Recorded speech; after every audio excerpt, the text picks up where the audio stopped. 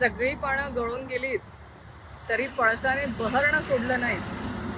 तसंच आदरणीय शरदचंद्रजी पवार साहेब याही परिस्थितीमध्ये आपले वटवृक्ष आहेत, कारण त्यांच्या विचारांची पायामुळं ही आपल्या प्रत्येकाच्या मनामध्ये आहेत आणि आपण त्यांच्या विचारांच्या मुळांशी आपण सगळे जोडले गेलेलो आहेत. आणि मला विश्वास आहे, जसं किती पानं गळाली तरी जसं पळसाने बहरणं सोडलं नाही, तसं आपण प्रत्येक जण आदरणीय शरदचंद्रजी पवार साहेबांच्या विचारांनी परत आपल्या संघर्षाने एक नवीन पालवी फुटेल आणि एक जोमाने आपला पक्ष परत गरुड झेप घेईल हा मला विश्वास आहे.